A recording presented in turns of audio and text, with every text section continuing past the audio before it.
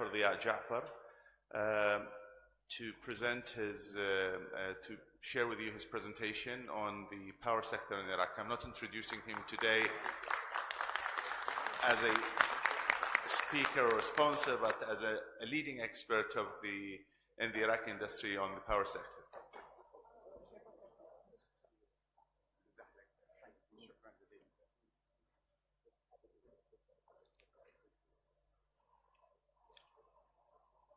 Good morning, ladies and gentlemen. I'd like to thank, first of all, Dr. Luay and the Iraqi Energy Forum for their contribution in arranging this conference every year for the last few years. And I hope that this will go on for many years in the future. And it's very important to arrange these conferences in Baghdad so that a large cross-section of the people involved in the energy sector can witness and can share the remarks and what we have to say about the sector. I have a presentation which will focus on electricity and the best way of generating this electricity through developing the gas resources of Iraq.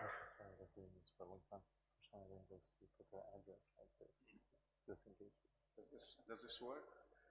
One way to get people in touch with them, isn't it? Yeah. Easier with the email, but yes, I'm pressing the white. I pressed all of them. Sorry for this interruption.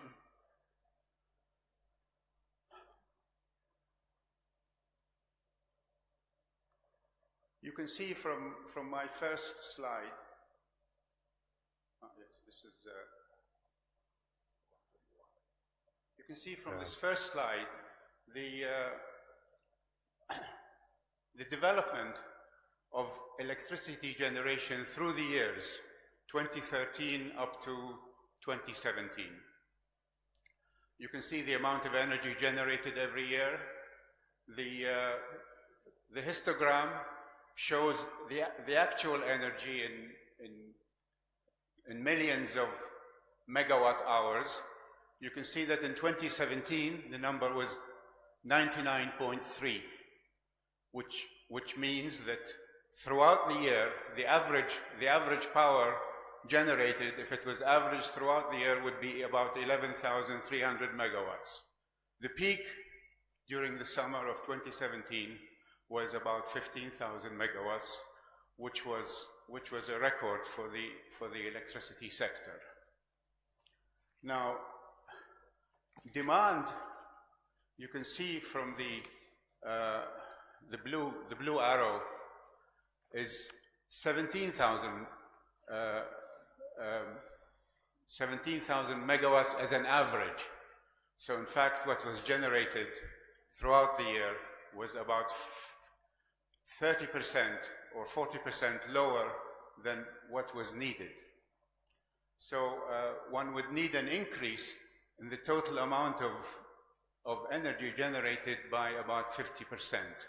We have to go up from 99.3 to about 149.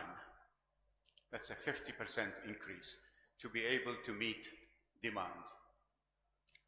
Now, you can see also from the blue histogram that the actual increase was stunted between 2014 and 2015.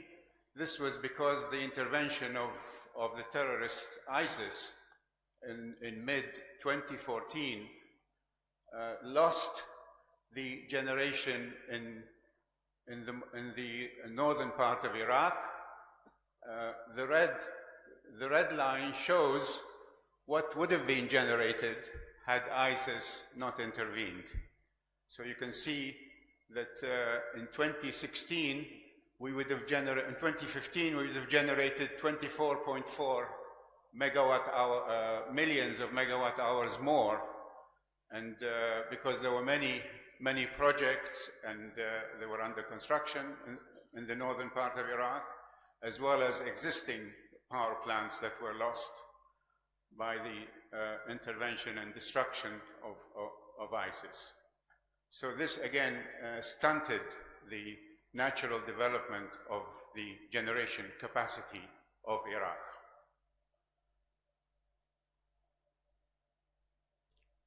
Now, here you can see that we estimate that about 10,000 megawatt hours of electricity requires about 440,000 barrels of oil equivalent to be burnt so that we are able to generate this amount of electricity in our thermal plants. I'm not here including the hydroelectric power plants or the imported electricity from Iran. So if you see, this is a huge number. This is, in fact, during 2017, the Ministry of Electricity burnt about 10% of Iraq's total oil production to be able to produce this amount of electricity, which was 50% below actual demand. So if demand was met, we would have burnt 15% of Iraq's total generation capacity.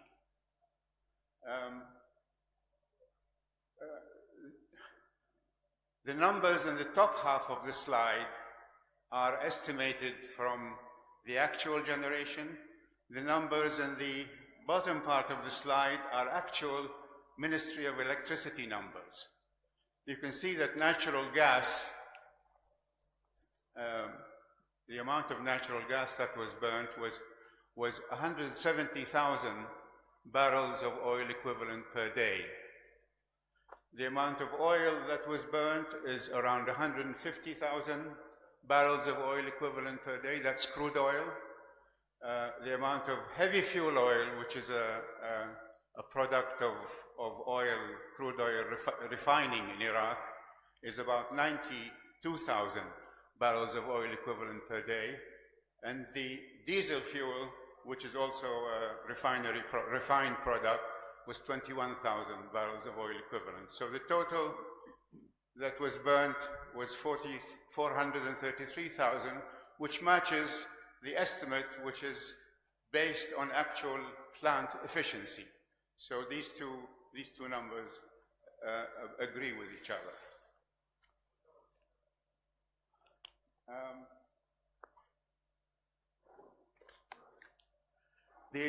The gas that's imported from Iran cost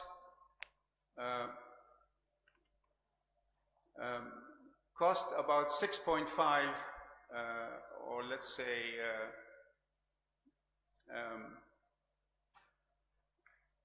the cost would be about $65 per megawatt hour. So it's expensive, but that would be equivalent to about $41 per barrel of oil. So in fact, at this price, Iraq would be better off to buy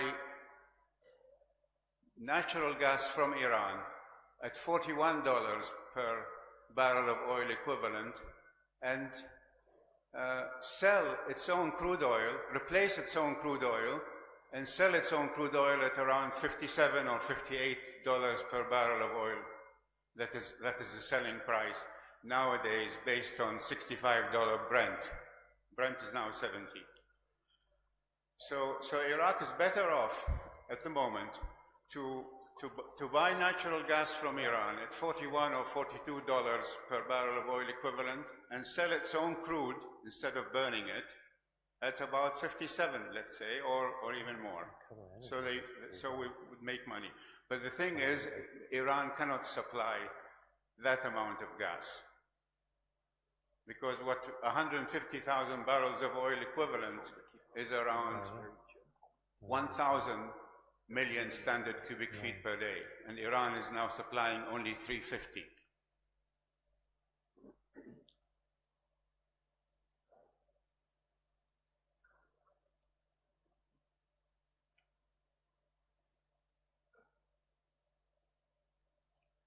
So you can see from this slide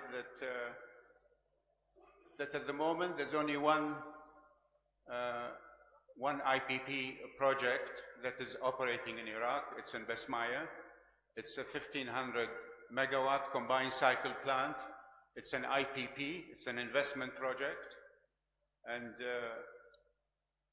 the cost it's running currently on Iran imported natural gas, and currently the cost of generation of electricity is $100 per megawatt hour, which is 120, which converts to 120 Iraqi dinars per kilowatt hour. And this, at this price, the Iraqi population cannot pay this amount of money. The average amount of money that is being collected by the Ministry of Electricity is around 30 or 40 dinars per kilowatt hour. So nobody can pay 120 as an average. So such plants are in fact losing money at the moment, unless the gas could be replaced by Iraq's own gas, as I will tell you later, as you will see later. Now, first of all, let's see how we can bridge the gap. I think that the next government, if it had a serious program of generating electricity so that the gap between demand and supply could be met, could be down to zero, we would need around 18,000 megawatts of additional capacity. And I can tell you in this slide where this can come from. These are the power plants that could possibly be implemented between now and 2022 or 2023, so that the gap between supply and demand, if the new government was serious about closing this gap, you can see here that these are the projects. The first line is Nasriya and Samawa. This is currently being implemented by GE. This will bring 1,500 megawatts of new capacity. The next plant is actually 90% complete, being built by the Chinese in Beled, but they left in 2014, and they have to come back. They have to come back and finish. This is a steam power plant of 4 times 300 megawatts, and the Chinese just have to agree with the Ministry of Electricity, and they need a couple of $100 million to come back and finish the plant. The Iraqi government has already paid $900 million towards this plant. So this must come online soon, within a year, I would say, a year or a year and a half maximum. Then there are various investment projects, IPPs, that were signed by the government 3 or 4 years ago, and these projects should bring another 6,000 megawatts online within a few years if they were implemented. Some of them are under implementation at the moment. So we should get around 6,000 megawatts from these. And then there is the problem of converting the existing open cycle power plants to combined cycle. These are mainly GE supplied and Siemens supplied open cycle power plants that are at the moment running at a fuel efficiency which is not good. By converting them to combined cycle, we would get 50% more power at no fuel cost, at no additional fuel cost. And this should bring around 4,700 megawatts of new capacity by this conversion.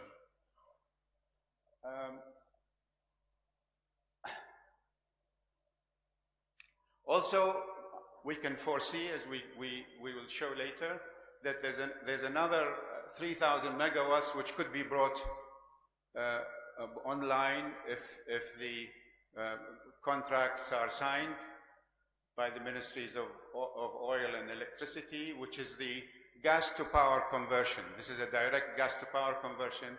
I would say that another 3,000 megawatts could be brought online before 2022 or 2023.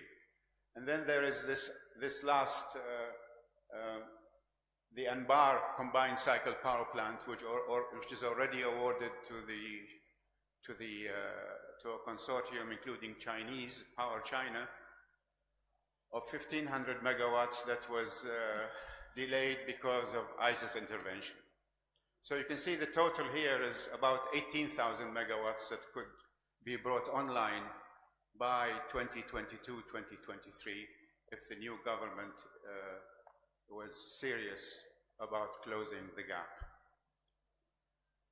Now, how will these be fueled?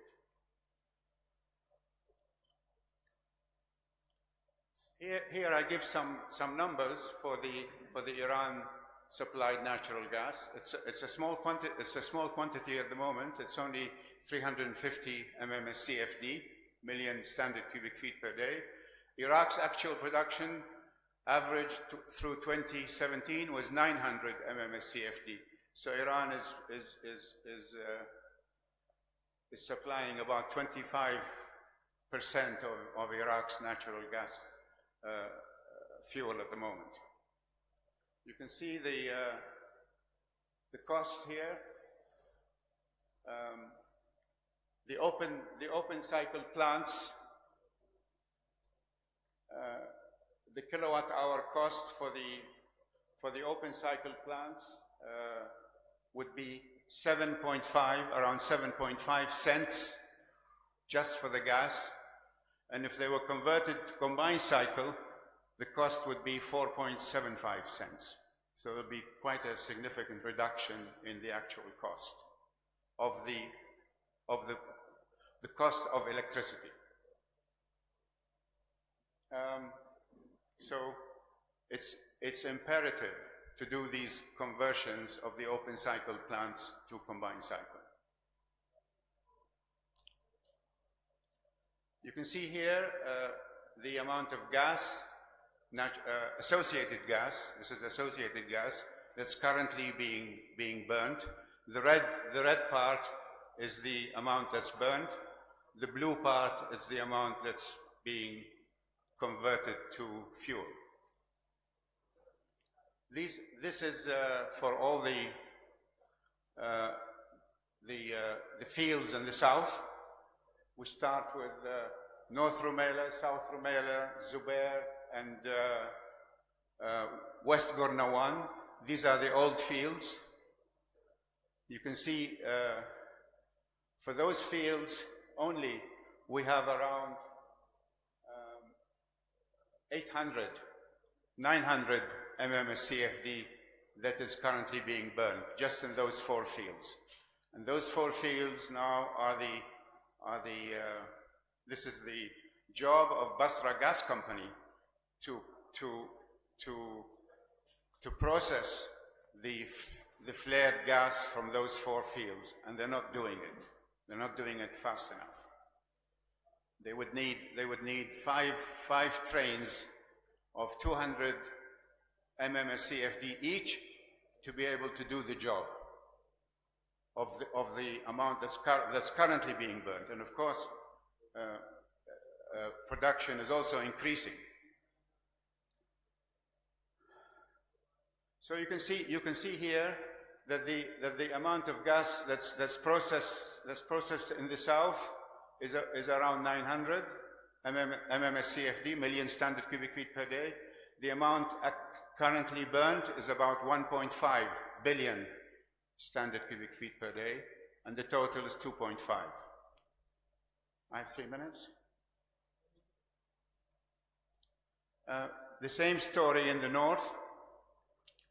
You can see in the north the amounts are less. The total is 610. The amount being processed is 330. The amount being burnt is about 280. But in the north, there is processing capacity.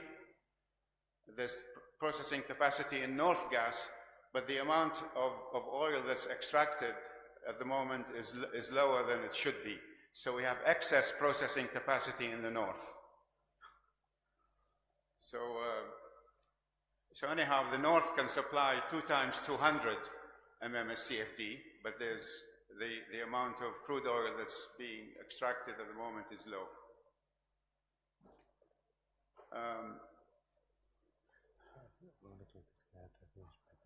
Of course, the capacity in the north,